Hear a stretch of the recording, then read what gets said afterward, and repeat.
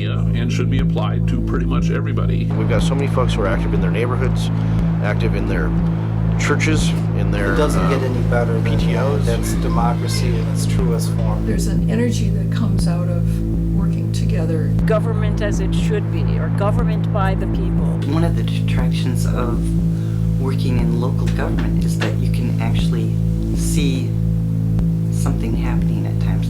Sometimes it's chipping away at the law. People. I see community organizations really making a difference in Madison. People should get involved. We've got the people. Let's do something about it. This city is just horrendous to get that quick money. We can do better. A better world is possible. A better Wisconsin is possible. And I know a better Madison is possible. I do want to welcome you this morning to this event that we've put together, first one that we've put together here. So we're glad that you were able to make it with us to enjoy the program.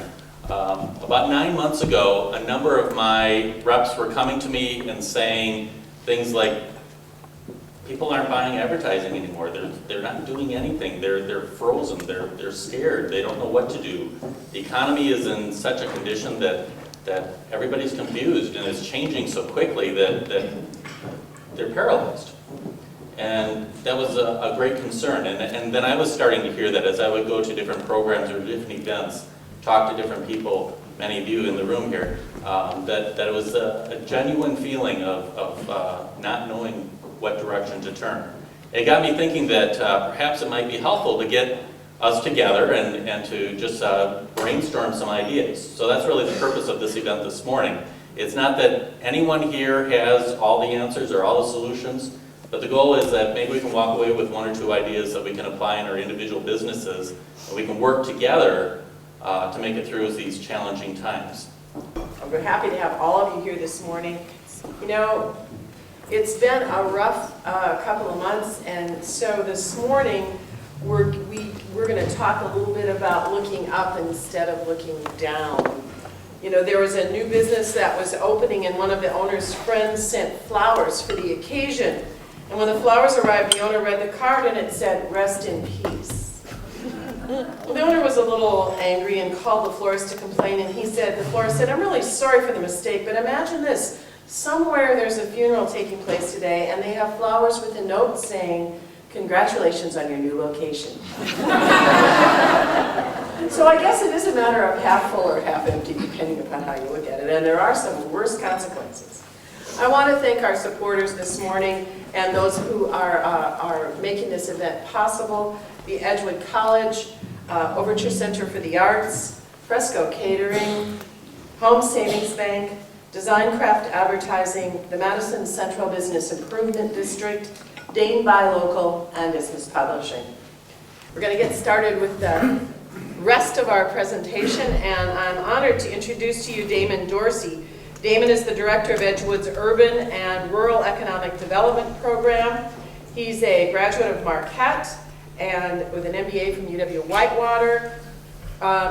Damon tells me he has a lot of experience being an urban entrepreneur and was responsible for 3 business improvement districts and the development of 3 business improvement districts in the Milwaukee area, particularly in the North Side, North Avenue area, right? Okay.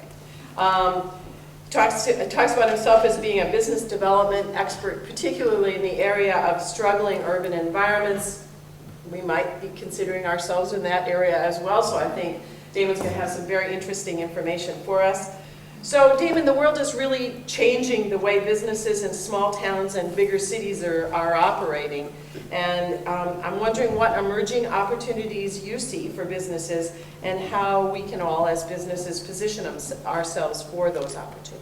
It's interesting that this conference has more kind of, you know, when you say a business conference in Milwaukee, you get a lot of business people and everybody wants to talk about, you know, price, sales, contribution, and fixed costs, and all my, you know. But here, Madison is a different place, and Madison is a place where you have social enterprises and people interested in sustainability, and you know, this is a very progressive community, and from a lot of standpoints. When the economy changed, it changed the entire landscape.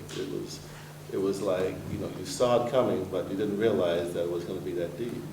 And I think many businesses are grappling with what do you do with your pricing and how do you get the right cost structure, how can you get capital when banks aren't lending, and just how do you stay afloat when people aren't spending as much money.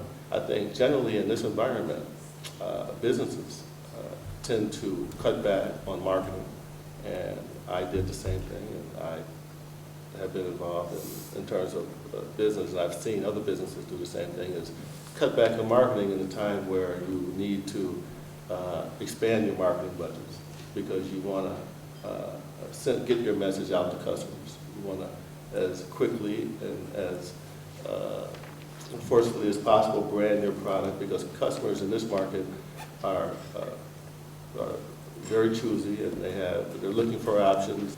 I was looking at a study from the Harvard Business School by a person, John Quelch, and he says during this recession, small business people may want to consider how to stay in contact with the customer, because what distinguishes you from your competitor in this environment is your connection to people, connection to your customer, connection to that 20% that provides you with about 80 to 90% of your revenue. He mentioned maintaining spending on marketing, and I think that's extremely important because in this time we're all trying to find ways to cut back. You know, we let people go, we try to find cheaper materials, but the truth is when it comes to marketing, can you really afford to cut back on marketing in this environment? And I say that given that you probably don't have a whole lot of working capital given the credit crunch that's going on. Adjusting pricing tactics is another point that he mentioned, is that, you know, reducing your pricing, but, you know, and that's hard to do because you're already at the bone, but trying to find ways to provide customers with value and is another piece.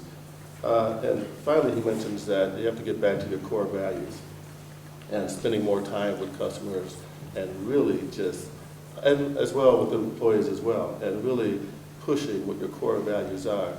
In the early part of this decade, we all went crazy, capital was easy, money was easy to get, but now it's hard to get. And now we all got to get back to our roots. We have to get back to why we actually started this business in the first place and who the target customer is.